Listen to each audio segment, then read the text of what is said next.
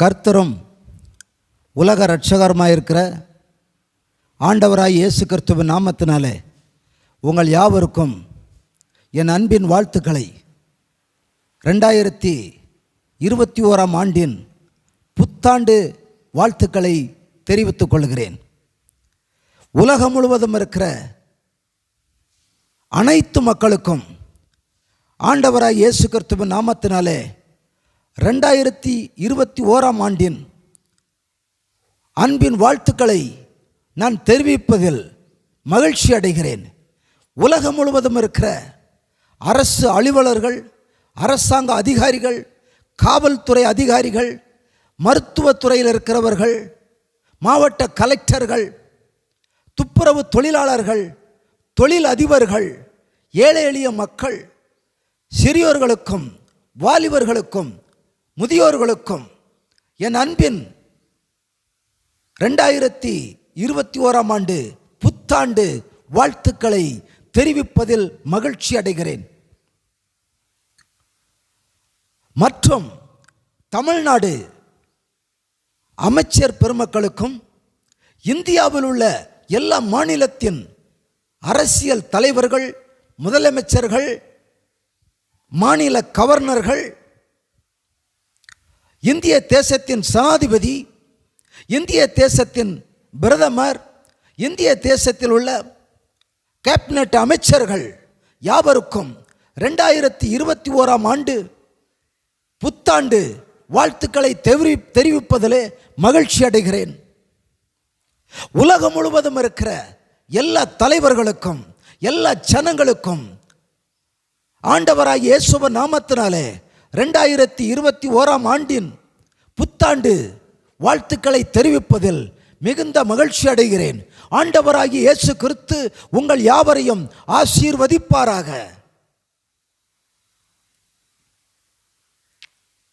இந்த 2021 ஆண்டுக்கான வாக்குத்தத்தத்தை கர்த்தருடைய வேத புத்தகத்திலிருந்து 2021 ஆண்டுக்கு கர்த்தர் வெளிப்படுத்திய ஒரு வாக்குத்தத்த வசனத்தை வாசித்து செபித்து இந்த ஆண்டின் ஆசீர்வாதத்துக்காக நாம் ஜெபிக்க போகிறோம். எனக்கு அன்பானவர்களே, எனக்கு அன்பான பிரியமானவர்களே, எனக்கு அன்பான சகோதரனே சகோதரியே, 2020 ஆண்டு நமக்கு தெரியும். 2020 ஆண்டு எவ்வளவு ஒரு கொடூரமான ஆண்டு, எவ்வளவு ஒரு கொள்ளை வைரஸ் கிருமிகள் பாய்ந்து வந்த ஆண்டு, எவ்வளவு பொருளாதார நெருக்கம் சூழ்ந்த ஆண்டு, எவ்வளவு வேலையில்லா திண்டாட்டங்கள் நிறைந்த ஆண்டு என்பதை தெரியும். ஆனால் 2020 ஆண்டு முழுவதுமாக ஆண்டவராகிய இயேசு தமது கிருபையாக எல்லா சூழ்நிலைகளையும் மேற்கொள்ளும்படியான கிருபைகளை கொடுத்தார், நல்ல சுகத்தை கொடுத்தார், நல்ல பலத்தை கொடுத்தார். கடவுளுடைய சித்தத்தின்படி எத்தனையோ பேர்கள் இந்த கொள்ளை நோயில மரித்திருந்தாலும் எஞ்சி இருக்கிற மக்களை கர்த்தர் பாதுகாத்தார். எத்தனையோ மக்கள் மரித்தவர்களை குறித்து சந்தோஷம் அல்ல, அது வருத்தமான ஒரு காரியம். ஆனால் ஒரு உண்மை என்று சொன்னால் அவர்கள் முந்தி போயிருக்கிறார்கள், நாமோ பிந்தி செல்வதற்கு ஆயத்தப்பட்டு கொண்டிருக்கிறோம். அதுதான் வித்தியாசம். மனுக்குலத்துக்கு மனிதனுக்கு ஒரு நாள் மரணம் நிச்சயமாக உண்டு. ஆனால் ஆண்டவராகிய இயேசு கிறிஸ்துவை விசுவாசிக்கும் போது நித்தியமாக வாழலாம் என்று சொல்லி கர்த்தருடைய வேதம் போதிக்கிறது. பிரியமானவர்களே, இந்த 2021 ஆண்டின் வாக்குத்தத்த செய்தியை கொடுப்பதிலே மிகுந்த மகிழ்ச்சி அடைகிறேன், மிகுந்த சந்தோஷம் அடைகிறேன். 2021 ஆண்டு எப்படி இருக்கும் என்று தீர்க்க தரிசனம் சொல்லுகிற ஊழியக்காரன் நான் அல்ல. கர்த்தருடைய வார்த்தையே தீர்க்க தரிசனம். சும்மா இந்த அணில் வாயினால கடும்னு ஒரு பழமொழி சொல்லுவாங்க. அணில் வாயினால கடும்னு சொல்லி கர்த்தர் சொல்லாத வார்த்தையெல்லாம் சொல்லி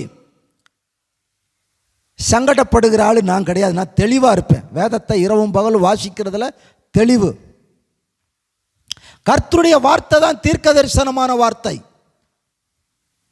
வானமும் பூமி ஒளிந்து போனாலும் நான் சொல்லிய வார்த்தைகள் நிறைவேறாமல் போகாது அப்படின்னு கர்த்தர் சொல்லியிருக்கிறார். அவர் சொன்ன வார்த்தைகளாக ஒவ்வொன்றா உலகம் முழுவதும் நடந்து கொண்டே இருக்கிறது. ஆனால் இன்றைக்கு இந்த 2021 ஆண்டு இந்த ஜனவரி முதல் நாளிலே இந்த கர்த்தருடைய வாக்குத்தத்த செய்தியை கொடுக்கும்போது இந்த 2021 ஆண்டு உங்களுக்கு கோல்டிங் ப்ளஷ்ஷாக இருக்கும், வைரமாக இருக்கும், தங்கமாக இருக்கும், அப்படியாக்கும் இப்படியாக்கும், அவர் அள்ளி விடுவாராக்கும், நீங்கள் பெருகுவீங்களாக்கும். சொல்ல மாட்டேன், எப்படி இருக்கும்னு எனக்கு தெரியாது. 2021 ஆண்டு எப்படி இருக்கும் என்று எனக்கு தெரியாது. ஆனால் கர்த்தருடைய வார்த்தையின்படி சொல்லுகிறேன், 2021 ஆண்டு எப்படி இருக்கும்? கர்த்தருடைய வேதத்தை வாசித்து, அவருடைய வார்த்தைகளை கேட்டு, அவருடைய சத்தத்தை கேட்டு, அவருடைய எச்சரிப்பின் சத்தத்துக்கு கீழ்ப்படிந்து தன்னை திருத்திக் கொண்டு அடக்கமாக, ஒடுக்கமாக, உண்மையாக வாழ்ந்தால் கர்த்தருடைய வார்த்தை நம்மளை வழிநடத்தும், கர்த்தருடைய வார்த்தை நம்மளை பாதுகாக்கும், கர்த்தருடைய வார்த்தை நம்மளை போஷிக்கும். அதுதான் 2021 ஆண்டுக்கான வெளிப்பாடு. கர்த்தருடைய வார்த்தையை கேட்கணுங்க, கர்த்தருடைய வார்த்தையை கேட்டு அதன்படி நடக்கணும். அவர் என்ன சொல்றாரு அப்படிங்கிறத பார்ப்போம், ஜெபிப்போம். பரலோகத்தின் எங்கள் நல்ல தகப்பனே, நன்றியோடு துதிக்கிறோம், தோத்தரிக்கிறோம். ஆண்டவரே, விலையேறப்பட்ட இந்த நாளுக்காய் நன்றி செலுத்துகிறோம். கர்த்தாவே, உடைய விலையேறப்பட்ட அன்பினாலும் உடைய விலையேறப்பட்ட கிருபையினாலும் 2020 ஆண்டு முழுவதுமாக நீர் எங்களை நடத்தி வந்தீர், எங்களை வழிநடத்தினீர், எங்களை பாதுகாத்தீர், எங்களை போஷித்தீர்.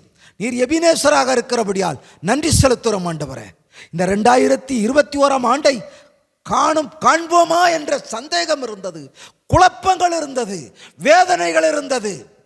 அத்தனை கொள்ளை கொரோனா வைரஸுக்கும் கிருமிகளுக்கும் தீமைகளுக்கும் அநீதிக்கும் அக்கிரமத்துக்கும் விலக்கி எங்களை பாதுகாத்து பராமரித்து போஷித்து இந்த 2021 ஆண்டிலே அடியெடுத்து வைக்கும்படியான கிருபையை கொடுத்திருக்கிறேன்.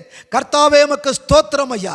நீர் எங்கள் மேல் கிருபையா இருக்கிறபடியால் உமக்கு ஸ்தோத்திரம். எங்கள் குடும்பத்தின் மேல் கிருபையா இருக்கிறபடியால் உமக்கு ஸ்தோத்திரம். எங்கள் ஊழியத்தின் மேல் கிருபையா இருக்கிறபடியால் உமக்கு ஸ்தோத்திரம். ஆண்டவரே, உடைய தயவுக்காய் ஸ்தோத்திரம், உடைய இரக்கங்களுக்காய் ஸ்தோத்திரம், உடைய அன்புக்காய் ஸ்தோத்திரம். ஆண்டவரே, இந்த 2021 ஆண்டிலே நாங்கள் எப்படி வாழ வேண்டும், இந்த 2021 ஆண்டை எப்படி நாங்கள் கடைபிடிக்க வேண்டும், இந்த 2021 ஆண்டிலே நாங்கள் எப்படி செயல்பட வேண்டும், நாங்கள் இந்த 2021 ஆண்டிலே எப்படி குடும்பங்களை நடத்த வேண்டும், இந்த 2021 ஆண்டிலே எப்படி ஊழியங்களை செய்ய வேண்டும், இந்த 2021 ஆண்டிலே நாங்கள் எப்படி ஜனங்களை நேசிக்க வேண்டும் என்று சொல்லி எங்களோடு பேசும் ஆண்டவரே.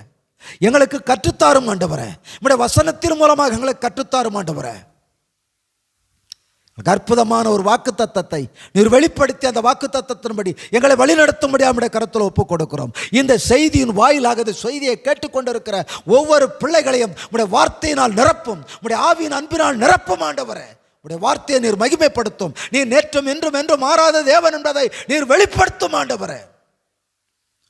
இந்த 2021 ஆண்டு ஆசீர்வாதமாக இருப்பதான் உம்முடைய சித்தம். நாங்கள் ஆசீர்வாதமாக இருப்பதற்கு, நாங்கள் பாதுகாப்பாக இருப்பதற்கு நாங்கள் என்ன செய்ய வேண்டும் என்று எங்களை கற்றுத்தாரும் ஆண்டவரே. எங்களை வெறுமையாக்கி உம்முடைய கரத்தில் ஒப்புக் கொடுக்கிறோம். நீர் பேசும், உடைய வாக்குத்தத்தங்களை வெளிப்படுத்தி உறுதிப்படுத்தும். நீர் அப்படி செய்கிறதற்காய் நன்றி. இயேசுவின் நாமத்திலே ஜெபிக்கிறோம் எங்கள் பரிசுத்தமுள்ள நல்ல பிதாவே. ஆமேன், ஆமேன். ஹல்லேலூயா, ஹல்லேலூயா, ஹல்லேலூயா. கர்த்தர் 2021 ஆண்டு நிச்சயமாக உங்களை ஆசீர்வதிப்பார்.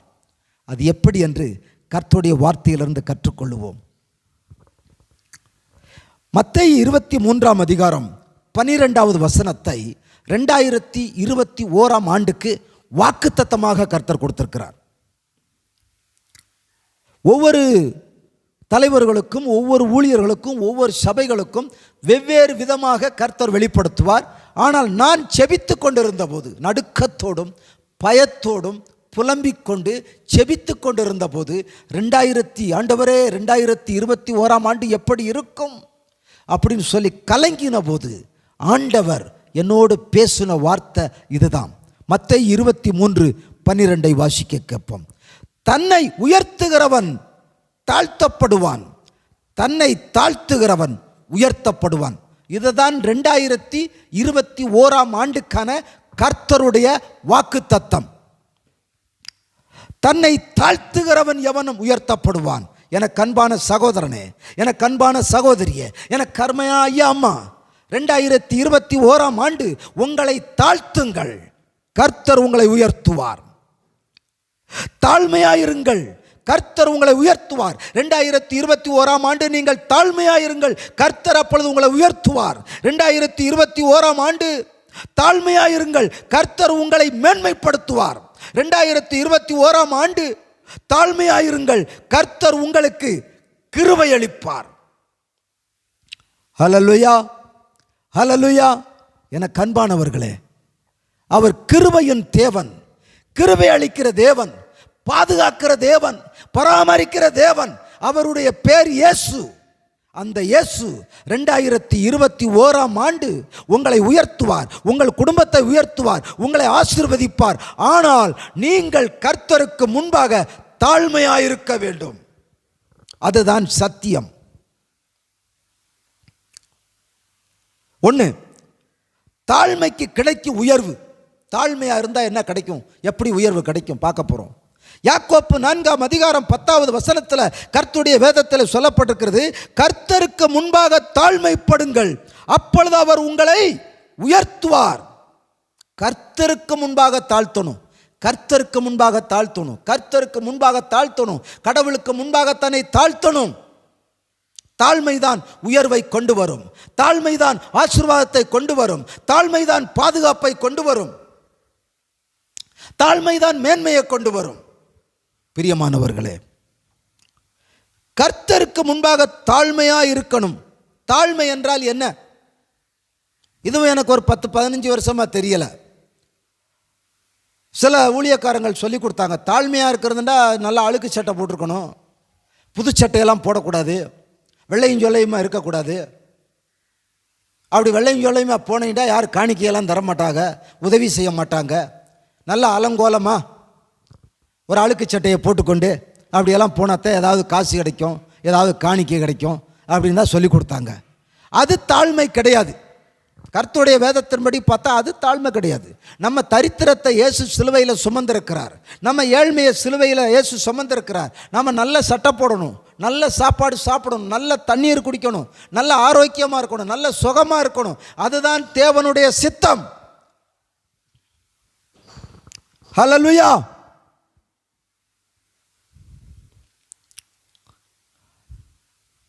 கர்த்தருடைய சித்தம் அதுதான்.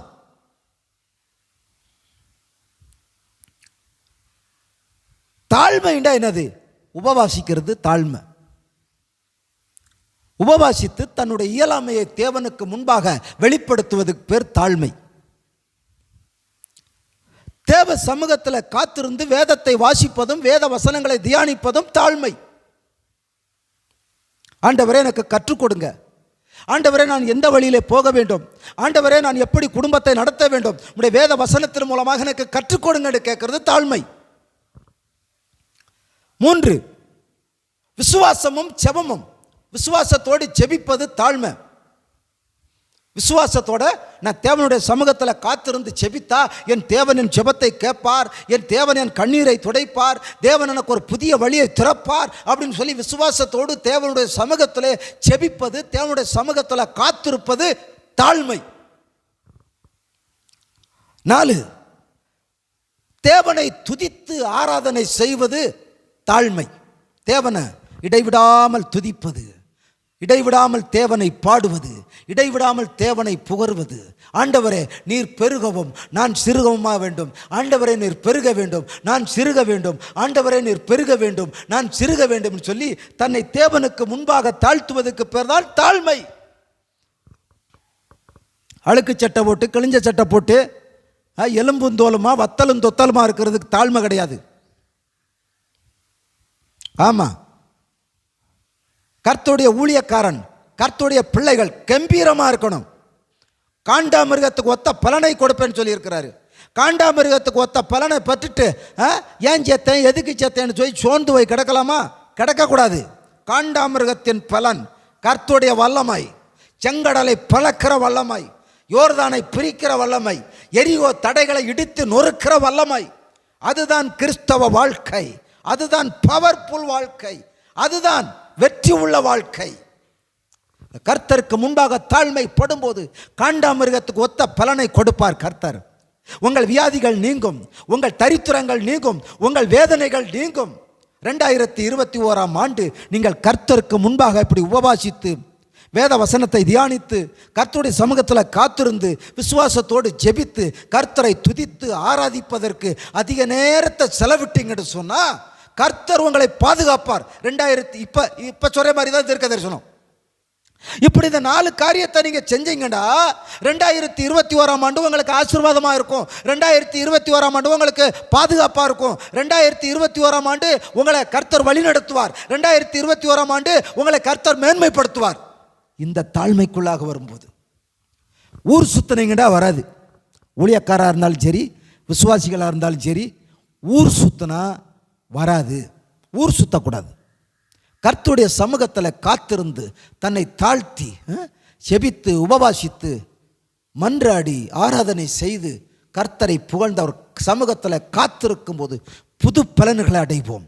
கர்த்தருக்கு காத்திருக்கிறவர்களோ புது பலன் அடைந்து கழுகுகளைப் போல செட்டைகளை அடித்து பறப்பார்கள். நீங்கள் இப்படி கர்த்தருக்கு முன்பாக நீங்கள் தாழ்மைப்படும்போது 2021ஆம் ஆண்டு உங்களை பறக்கிறவர்களாய் கர்த்தர் பயன்படுத்துவார். உங்களை ஆசீர்வதிப்பார். பிரியமானவர்களே, இதுதான் தாழ்மை. கற்றுக்கொள்ளுங்கள். 2வது, தாழ்மையாயிருங்கள், கர்த்தர் உங்களை மேன்மைப்படுத்துவார். 2வதுன்னு சொல்றாரு, தாழ்மையா இருங்க, கர்த்தர் உங்களை மேன்மைப்படுத்துவார். வாசிப்போம். நீதிமொழிகள் 18ஆம் அதிகாரம் 12வது வசனம். மேன்மைக்கு முன்னானது தாழ்மை. ஹல்லேலூயா சொல்லுவோம். ஹல்லேலூயா. பிரியமானவர்களே, நமக்கு மேன்மை வர வேண்டுமானால் முன்னதாக நாம் தாழ்மைக்குள்ளாக கடந்து போக வேண்டும். தாழ்மை உள்ளவர்களாய் மாற வேண்டும். தாழ்மை மேன்மைக்கு முன்னானது. நமக்கு மேன்மை வர வேண்டும், நமக்கு உயர்வு வர வேண்டுமானால் நம்மை தன்னை தாழ்த்துகிறவர்களாய் மாற்றப்பட வேண்டும். தாழ்மை உள்ளவர்களுக்கு தான் மேன்மையை கர்த்தர் தருவார். ஹல்லேலூயா. மேன்மைக்கு முன்னானது தாழ்மை. பிரியமானவர்களே, கர்த்தருக்கு முன்பாக தாழ்த்துங்கள். தேவ சமூகத்தில் உங்களை தாழ்த்துங்கள். 2021ஆம் ஆண்டு எப்படி இருக்கும்னு குழம்பாதீர்கள். ஒன்று நடக்காது. தேவனை மிஞ்சி எதுவுமே நடக்காது. நீங்கள் கர்த்தருக்கு முன்பாக உங்களை தாழ்த்துங்கள். அவர் உங்களை பாதுகாப்பார், உங்கள் குடும்பத்தை பாதுகாப்பார், உங்கள் ஊழியத்தை பாதுகாப்பார். அவர் உங்களை ஆசீர்வதிப்பார். அவர் நல்ல தேவன். ஹல்லேலூயா. 3வதாக, தாழ்மையாயிருந்து கர்த்தருக்கு பயப்படுங்கள், கர்த்தர் உங்களை மகிமைப்படுத்துவார். ஹல்லேலூயா. அவர் மகிமைப்படுத்துகிற தேவன். என்ன செய்யணுமா? தாழ்மையாயிருந்து கர்த்தருக்கு பயப்படுங்கள். கர்த்தருக்கு பயப்படணும். கர்த்தருக்கு பயப்படுகிற மனுஷனுக்கு ஒரு நன்மையும் குறைவுபடாது. அவர் சொல்றாரு, தாழ்மையாயிருந்து கர்த்தருக்கு பயப்படுங்கள், கர்த்தர் உங்களை மகிமைப்படுத்துவார். நீதிமொழிகள் 22:4 வாசிக்க கப்போம். தாழ்மைக்கும், நல்லா கவனிங்க, தாழ்மைக்கும் கர்த்தருக்கு பயப்படுதலுக்கும் வரும் பலன் ஐஸ்வர்யமும் மகிமையும் ஜீவனுமா. 2021ஆம் ஆண்டு நீங்க தாழ்மையாயிருந்து கர்த்தருக்கு பயந்தா 3 காரியங்கள். ஐஸ்வர்யத்தை தருவார், பொருளாதாரத்தை தருவார். 2வது, உங்களை மகிமைப்படுத்துவார். நீங்கள் வேலை செய்கிற இடத்துல கர்த்தர் உங்கள் தலையை உயர்த்துவார். உங்கள் அலுவலகத்தில் கர்த்தர் உங்களை மகிமைப்படுத்துவார். உங்கள் குடும்பத்தில் உங்களை மகிமைப்படுத்துவார். உங்கள் தெருவில் உங்களை மகிமைப்படுத்துவார். உங்கள் சமுதாயத்தில் உங்களை மகிமைப்படுத்துவார். நீங்கள் வாழுகிற கிராமத்தில், பட்டணத்தில் கர்த்தர் உங்கள் தலையை உயர்த்துவார். அதான் சத்தியம். ஆனால் நீங்கள் செய்ய வேண்டியது தாழ்மையாக இருந்து கர்த்தருக்கு பயப்படணும். ஹல்லேலூயா. சங்கீதம் 128:1 என்ன சொல்லப்படுது? கர்த்தருக்கு பயந்தவருடைய வழிகள் நடக்கிற மனுஷன் எவனோ அவன் பாக்கியவான் என்று எழுதப்பட்டிருக்கிறது. சங்கீதம் 25:12 கர்த்தருக்கு பயந்தவருடைய வழிகள் நடக்கிற மனுஷன் எவனோ அவனுக்கு தாம் தெரிந்து கொள்ளும் வழியை போதிப்பார் என்று எழுதப்பட்டிருக்கிறது. பிரியமானவர்களே, தன்னை தாழ்த்துகிற எவனும் உயர்த்தப்படுவான், தன்னை தாழ்த்துகிற எவனும் உயர்த்தப்படுவான் என்று கர்த்தருடைய வேதம் போதிக்கிறது. ஐஸ்வர்யம், பொருளாதாரம், மகிமை, ஜீவனை கொடுக்கிறார். கல்வாரி சிலுவையில் நமக்காக உங்களுக்காக அடிக்கப்பட்டு நொறுக்கப்பட்டு தன் ஜீவனையை கொடுத்த ஆண்டவர் நம் பக்கமாக நிற்கிறார். அவர் 2021ஆம் ஆண்டு உங்கள் ஜீவனை பாதுகாப்பார், உங்கள் குடும்பத்தை பாதுகாப்பார், உங்கள் ஊழியத்தை பாதுகாப்பார், உங்கள் பொருளாதாரத்தை பாதுகாப்பார், உங்கள் ஆவி ஆத்மா சரீரத்தை அவர் பாதுகாக்கிற தேவனாக இருக்கிறார். ஹல்லேலூயா. பிரியமானவர்களே, கர்த்தருக்கு பயந்து தாழ்மையாக இருக்க வேண்டும். 4வது, தாழ்மையாயிருங்கள், கர்த்தர் உங்களுக்கு கிருபை அளிப்பார். தாழ்மையாயிருங்கள், கர்த்தர் உங்களுக்கு கிருபை அளிப்பார்னு சொல்லப்பட்டிருக்கு. நீதிமொழிகள் 3ஆம் அதிகாரம் 3-4 வசனங்களை வாசிக்க கேட்போம். நீதிமொழிகள் 3ஆம் அதிகாரம் 34வது வசனம். தாழ்மை உள்ளவர்களுக்கோ கிருபை அளிக்கிறார். ஆண்டவர் கிருபை உள்ளவர் தான். ஆண்டவர் கிருபையை தருகிறவர் தான். தகுதி இல்லாத ஒருவனுக்கு கிருபையை தருகிற ஆண்டவர், தகுதி இல்லாதவனை அழைத்து கிருபையை கொடுத்து பயன்படுத்துகிற தேவன், ஒன்றுமே இல்லாதவன் அழைத்து கிருபையினால் அவனை ஐஸ்வர்யனாக்குற தேவன், அவர் நல்ல தேவன் தான். ஆனால் யாருக்கு கிருபையை தருகிறார் என்று சொன்னால், யாருக்கு கிருபையை தருகிறார்? தாழ்மை உள்ளவர்களுக்கோ கிருபை அளிக்கிறார். தாழ்மை உள்ளவர்களுக்கு தான் கிருபையை தருவார். தாழ்மை. பிரியமானவர்களே, தாழ்மை உள்ளவர்களுக்கு தான் கிருபை அளிப்பார். தாழ்மை உள்ளவர்களுக்கு கிருபை அளிக்கிற தேவன். அவர் கிருபையின் ஆவியை ஊற்றுகிற தேவன், கிருபையின் வரங்களை தருகிற தேவன். தாழ்மை உள்ளவர்களுக்கு பரிசுத்த ஆவியானவர். என்னுடைய அன்பான நண்பர் வினோத் ஜோஸ்வா நண்பர் இருக்கிறாரு. ஆமாம், அவர் வெளிநாட்டில் இருக்கிறாரு. வினோத் ஜோஸ்வா அவர்கள், அவர் எனக்கு ஒரு காரியம் சொன்னார், ரொம்ப ஆச்சரியமாக இருந்தது. இதுவரைக்கும் அது யாருமே அந்த மாதிரி சொன்னதில்லை. ஒரு அற்புதமான வெளிப்பாடு. பரிசுத்த ஆவியானவர் யாரிடத்தில் அதிகமாக நிரப்புவார் அப்படிங்கிற ஒரு விளக்கத்தை சொன்னார் பாருங்க. அற்புதமான ஒரு விளக்கம். ஒரு அன்பு சகோதரர் வினோத் ஜோஸ்வா அவர்களுக்காக கர்த்தரை துதிக்கிறேன். கர்த்தர் உங்களை மேன்மேல் ஆசீர்வதிப்பார். பரிசுத்த ஆவியானவர் தண்ணீருக்கு ஒப்பாக பேசப்பட்டிருக்கு. தண்ணீர்னா பரிசுத்த ஆவியானவர். வேதத்தில் தண்ணீருக்கு ஒப்பாக பேச ஆண்டவரே சமேரியா ஸ்திரீட்ட சொல்றார்ல, யோவான் 4ஆம் அதிகாரத்தில், நீ கொடுக்கிற தண்ணீரை குடிக்கிறவனுக்கோ தாகம் உண்டாகும், நான் கொடுக்கிற தண்ணீரை குடிக்கிறவனுக்கு ஒரு காலம் தாகம் எடுக்காது. மத்தேயு 7:37 சொல்ற, என்னை விசுவாசிக்கிற உள்ளத்திலிருந்து ஜீவ தண்ணீர் உள்ள நதிகள் ஓடும் என்று சொல்றாருல்ல. அந்த ஜீவ தண்ணீர், அப்ப தண்ணீர்ண்டா பரிசுத்த ஆவியானவர். அப்ப பரிசுத்த ஆவியானவர் மழையை குறிக்கும். மழை. அப்ப பரிசுத்த ஆவியானவர் யாரிடத்தில் அதிகமாக நிரப்பப்படுவார்னு சொல்லி ஒரு விளக்கத்தை அந்த வினோத் ஜோஸ்வா அவர்கள் சொன்னார்கள். அந்த விளக்கம் என்னன்னு சொன்னா, இப்ப மழை பெய்யுது, பயங்கரமான மழை பெய்யுது, நாலாபுரத்திலும் காட்டுவாய் தண்ணிகள் வருகிறது, மலையில் விழுகிற தண்ணி வருது, ஆற்றுல வருகிற தண்ணி, ஓடையில் வர்ற தண்ணி, காட்டுவாய் தண்ணிகள் நாலாபுரத்தில் நிரம்பி வருகிறது, மழை தண்ணி வருகிறது. அந்த தண்ணி எல்லாம் மொத்தம் சேர்ந்து எங்கே போகுது? பள்ளத்தாக்கிலே போய் நிரம்பி. எங்கே பள்ளம் இருக்குதோ அங்கே தான் மழை தண்ணிகள் ஆராய் ஓடும், காட்டுவாய் தண்ணிகள் ஓடும், வாய்க்கால ஓடை உடைச்சிட்டு ஓடும். பள்ளம் எங்கே இருக்கோ அங்கே தான் தண்ணீர்கள் அந்த பள்ளத்தை நோக்கி ஓடும். பள்ளம் என்றால் தாழ்மை. அல்லேலூயா, அல்லேலூயா சொல்லுவோம். எவ்வளவு அற்புதமான ஒரு விளக்கம். பரிசுத்த ஆவியானவர் அதிகமாக யாரை நிரப்புவார்? பரிசுத்த ஆவியானவர் யாரிடத்திலே கடந்து வருவார்? பரிசுத்த ஆவியானவர் எங்கே போய் நிரப்புவார்னு சொன்னா, தாழ்மை உள்ளவனை நிரப்புவார். எப்படி இந்த மழை தண்ணியெல்லாம் ஒரு பள்ளத்தில் போய் ஒரு டேம்பு மாதிரி நிரம்புதோ, அதே மாதிரி ஒரு மனுஷன் கர்த்தருக்கு முன்பாக தாழ்மைப்படுகிற மனுஷன் எவனோ அவனை பரிசுத்த ஆவியானவர் அளவில்லாமல் நிரப்புவார். அல்லேலூயா. அதுதான் தாழ்மைக்கு கிடைக்கிற ஒரு விலையேறப்பட்ட மகிமையின் அனுபவம். தாழ்மை உள்ளவர்களுக்கோ கிருபை அளிக்கிறார். அல்லேலூயா, அல்லேலூயா. கிருபை என்றால் என்ன தெரியுங்களா? தகுதி இல்லாத ஒருவனுக்கு தேவன் கிருபை அளிக்கிறார் அப்படின்னு சொல்லப்பட்டிருக்கு. கிருபை என்றால் என்ன தெரியுமா? இப்போ உதாரணத்துக்கு சொல்கிறேன். இப்போ நான் ஒரு செல்ஃபோன் வச்சுருக்கிறேன்னு வச்சுக்கோங்க, ஒரு ஆண்ட்ராய்டு ஃபோன் வச்சுருக்கிறேன். அந்த செல்ஃபோனுடைய விலை ஒரு உதாரணத்துக்கு ஒரு 30,000 ரூபா வச்சுக்கோங்க. ஒரு செல்ஃபோனுடைய விலை 30,000 வச்சுக்கோங்க. அது பாக்கெட்டில் வச்சுட்டா என் வேலையில் கவனம் எழுதிக்கிட்டு இருக்கேன்னு வச்சுக்கோங்க. அப்போது ஒருத்தன் வர்றான், அவன் ஒரு ரொம்ப ஏழை, ஒன்றுக்கு ஆகாதவன். அவன் நல்ல பசியில் இருக்கிறான், அவனுக்கு ஃபோனெல்லாம் வாங்குறதுக்கான வசதி வாய்ப்புகள் கிடையாது. ஆனால் அந்த ஃபோனு மேலே அவனுக்கு ஆசை வந்துருச்சு. அப்போ அவன் என் கவனத்தை, நான் ஒரு கவனத்தில் இருக்கேன், என் செல்ஃபோனை என் பாக்கெட்டில் நினச்சிட்டான், உருவிட்டு ஓடுறான். அப்போ நான் சும்மா தான் இருக்கிறேன். நான் என்ன நினச்சிக்கிட்டு இருக்கேன், நான் நினச்சிக்க செல்ஃபோன் போனால் போயிட்டு போது இன்னொன்று வாங்கிக்கிடுவோம் அப்படின்ற எண்ணத்தில் கூட ஒரு பெருந்தன்மையாக இருந்திருக்கிறேன். ஏன்னா கடவுள் அப்படித்தான் இருப்பார்.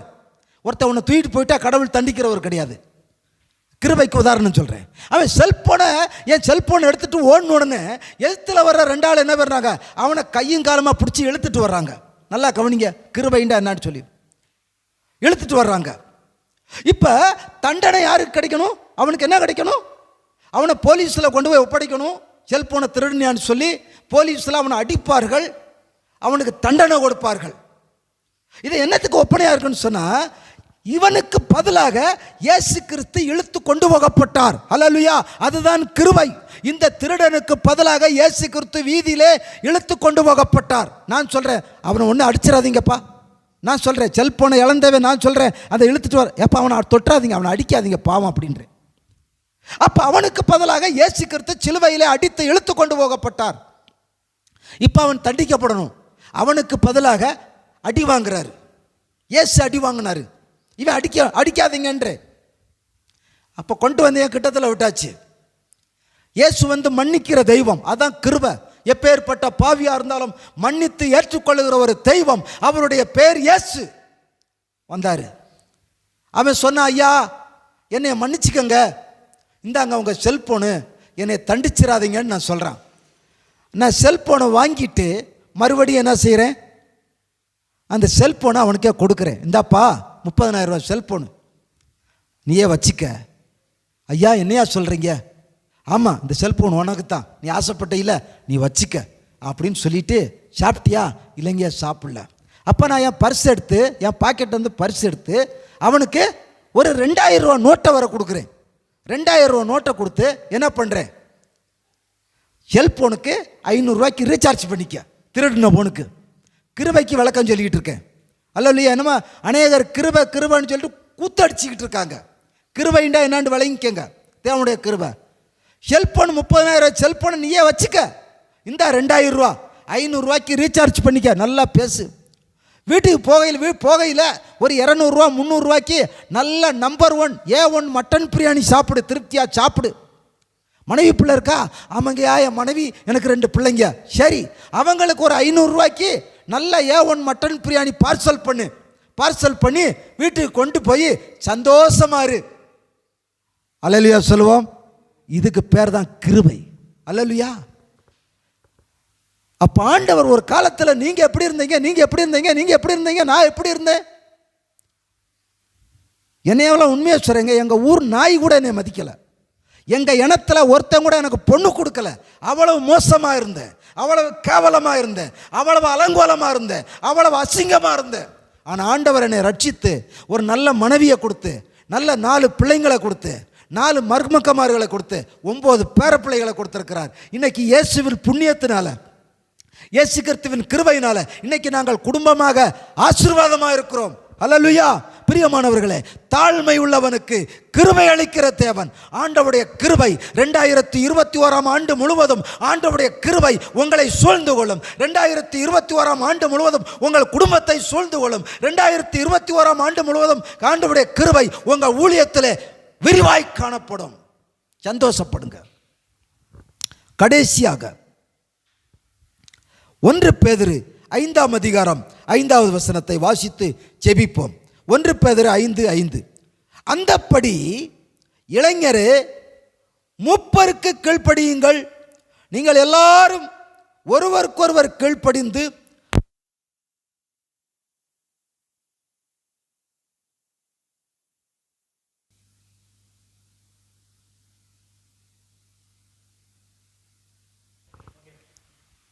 ஹல்லேலூயா, ஹல்லேலூயா. என கண்பானவர்களே, இறுதியாக ஒரு வசனத்தை வாசித்து நாம் ஜெபிக்க போகிறோம். 2021 ஆண்டு நிச்சயமாகவே நமக்கு ஒரு பாதுகாப்பான பராமரிப்பாக ஆண்டாக இருக்கும். நாம் ஜெபிப்போம். வசனத்தின்படி வாழும்போது, நாம் கீழ்ப்படிந்து தாழ்மையாக இருக்கும்போது, நம்மை தேவன் நல்ல தேவன் அவர் தண்டிக்கிற தேவன் அல்ல. அவர் இரக்கத்தின் தேவன், அவர் ஐஸ்வர்யத்தின் தேவன், அவர் உண்மையுள்ள தேவன். அவர் உயர்ந்தவராக இருந்தோம், தாழ்மையாக இருந்த நம்மை நோக்கி பார்த்த தேவன். அவர் நல்லவர். கடைசியாக ஒரு வசனத்தை வாசிப்போம். 1 பேதுரு 5ஆம் அதிகாரம் 5வது வசனம். அந்தப்படி இளைஞரே, மூப்பருக்கு கீழ்ப்படிந்திருங்கள். நீங்கள் எல்லாரும் ஒருவருக்கொருவர் கீழ்ப்படிந்து மனத்தாழ்மையை அணிந்து கொள்ளுங்கள். பெருமை உள்ளவர்களுக்கு தேவன் எதிர்த்து நிற்கிறார், தாழ்மை உள்ளவர்களுக்கோ கிருபை அளிக்கிறான்னு சொல்லப்பட்டிருக்கு. இந்த வசனத்திலையும் தாழ்மை உள்ளவர்களுக்கு கிருபை அளிக்கிற தேவன், தாழ்மை உள்ளவர்களுக்கு கிருபை அளிக்கிற தேவன். வாக்குத்தத்தம் மத்தேயு 23ஆம் அதிகாரம் 12வது வசனம். தன்னை தாழ்த்துகிறவன் எவனும் உயர்த்தப்படுவான். எனக்கு அன்பான சகோதரனே, எனக்கு அன்பான சகோதரியே, எனக்கு அன்பான ஐயா அம்மா, எனக்கு அன்பான தேவனுடைய ஊழியக்காரர்களே, தேவ சமூகத்திலே 2021ஆம் ஆண்டு அதிகமாய் நீங்கள் தாழ்த்துங்கள், அதிகமாய் செபிப்பதற்கு திட்டமிடுங்கள், அதிகமாய் கர்த்தருடைய வார்த்தையை தியானிக்க நீங்கள் தீர்மானம் பண்ணுங்கள், அதிகமாய் கர்த்தருடைய வசனத்தின்படி வாழ்வதற்கு உங்களை ஒப்புக்கொடுங்கள். தாழ்மை உள்ளவர்களுக்கு கிருபை அளிக்கிற தேவன். நிச்சயமாக நீங்கள் எந்த சூழ்நிலையில் இருந்தாலும் உங்கள் சிறையிருப்பு மாற்றப்படும், உங்கள் கடன் பிரச்சனைகள் மாற்றப்படும், உங்கள் வியாதிகள் பலவீனங்களை கர்த்தர் மாற்றுவார். நீங்கள் கர்த்தருக்கு காத்திருக்கும் போது அவர் புது பலன் அடைத்து உங்களை கழுகுகளைப் போல பறக்க வைப்பார். 2021ஆம் ஆண்டு கர்த்தர் உங்களை ஆசீர்வதிப்பார். ஜெபிப்போம். பரலோகத்தின் எங்கள் நல்ல தகப்பனே, நன்றியோடுமை துதிக்கிறோம், தோத்தரிக்கிறோம் ஆண்டவரே. நேற்றும் என்றும் என்றும் மாறாதிருக்கிற தேவனே, எமக்கு ஸ்தோத்திரம். உடைய வார்த்தையை நீர் மகிமைப்படுத்தினதற்காய் ஸ்தோத்திரம் ஆண்டவரே. கர்த்தாவே, உடைய வார்த்தையை நீர் கனப்படுத்தினதற்காய் ஸ்தோத்திரம். உடைய வார்த்தையானவரை உலகம் முழுவதும் நீர் அனுப்பி கொண்டிருக்கிறீர். கர்த்தாவுடைய வார்த்தையை கேட்ட ஒவ்வொரு பிள்ளைகளையும் நீர் ஆசீர்வதிப்பீராக. 2021ஆம் ஆண்டு தங்களை தாழ்த்துகிற பிள்ளைகளை நீர் மேன்மைப்படுத்த போறதற்காய் ஸ்தோத்திரம். தங்களை தாழ்த்துகிற ஊழியக்காரர்களை ஊழியத்தில் நீர் மேன்மைப்படுத்த போறதற்காய் ஸ்தோத்திரம். தங்களை தாழ்த்தும் போது வியாதிகள் பலவீனங்கள் தரித்திரத்திலிருந்து அவர்களை ரிலீஸ் பண்ணி நீர் ஆசீர்வதிக்க போறதற்காய் ஸ்தோத்திரம் ஆண்டவரே. பொருளாதார செல்வங்களை கொடுக்க போறதற்காய் ஸ்தோத்திரம். கடன் சிறையிருப்புகள் இயேசுவின் நாமத்திலே நிர்மூலமாகும்படி செபிக்கிறோம் ஆண்டவரே. ஹல்லேலூயா, உமக்கு ஸ்தோத்திரம். பரிசுத்தாவுடைய வல்லமை இந்த பிள்ளைகளை நிரப்பட்டும். பரிசுத்தாவுடைய வல்லமை ஜனங்களை நிரப்பட்டும். பரிசுத்த ஆவியானுடைய வல்லமை ஊழியங்களை நிரப்பட்டும். பரிசுத்த ஆவியானுடைய வல்லமை குடும்பங்களை நிரப்பட்டும் ஆண்டவரே. தன்னை தாழ்த்துகிறவன் அவனும் உயர்த்தப்படுவான் சொல்லி இருக்கிறீர் ஆண்டவரே. தன்னை தாழ்த்தும்படி ஒப்பு கொடுத்திருக்கிற பிள்ளைகளுடைய இருதயத்தை நீர் பார்த்து கொண்டிருக்கிறீர். அந்த பிள்ளைகளை பரிசுத்தாவுடைய அன்பினால் நிரப்பும் ஆண்டவரே. உடைய கிருபையினால் நிரப்பும் ஆண்டவரே. தாழ்மை உள்ளவனுக்கோ கிருபை அளிக்கிற தேவன். உடைய கிருபையினால் நிரப்புவீராக, உடைய அன்பினால் நிரப்புவீராக. கர்த்தாவே ஸ்தோத்திரம். 2021ஆம் ஆண்டை இயேசுவின் நாமத்தில் ஆசீர்வதிக்கிறோம் ஆண்டவரே. கர்த்தாவே, எங்கள் தேசத்துக்கு நல்ல ஆசீர்வாதமான மழையை தரும்படியாய் இயேசுவின் நாமத்தில் ஜெபிக்கிறோம். 2021ஆம் ஆண்டு எங்கள் தேசத்துக்கு ஆசீர்வாதமாக இருக்க நீர் உதவி செய்ய வேண்டுமாய் இயேசுவின் நாமத்திலே ஜெபிக்கிறோம். 2021ஆம் ஆண்டு ஏழை எளிய மக்களை நீர் ஆசீர்வதிக்க வேண்டுமாய் இயேசுவின் நாமத்திலே ஜெபிக்கிறோம். 2021ஆம் ஆண்டு அரசு அலுவலர்கள், அரசு பணியாளர்கள், அதிகாரத்திற்கிற யாவரையும் நீர் பாதுகாக்கும்படியாய், அரசியல் தலைவர்களுக்கும் நீர் நல்ல ஞானத்தை கொடுக்கும்படியாய் இயேசுவின் நாமத்தில் நாங்கள் ஜெபிக்கிறோம் ஆண்டவரே.